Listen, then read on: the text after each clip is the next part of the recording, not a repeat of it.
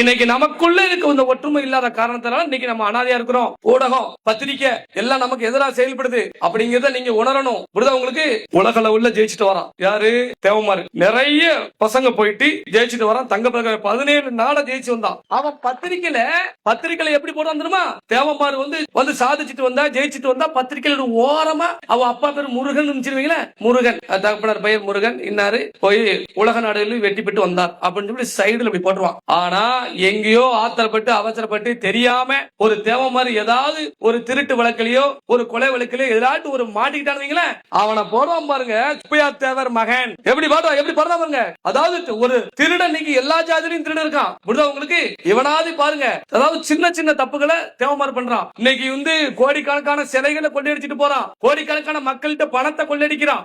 ஊரா ஏமாத்துறானுங்க. ஃபேன் சட்டை போட்டு டி ஷர்ட்டா. புரியுதுல?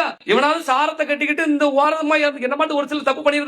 ஆனா நாட்டையே கொள்ளையடிக்கிறவன் வேற, சாதி சொல்லி போட மாட்டான். ஆனா தேவமாறு மட்டும் முத்தியாத்தவர் மகன், சுப்பியாத்தவர் மகன் அந்த பத்திரிகையில பெருசா போடுவான். அப்பனா தேவமாறு இன்னமும் இப்படிதான் இருக்கா அப்படின்னு சொல்லி காட்டுறதுக்காண்டி. அத மனசுல வச்சுக்கோங்க. பத்திரிகைகள், ஊடகம் எல்லாமே நமக்கு எதிரா இருக்கும்.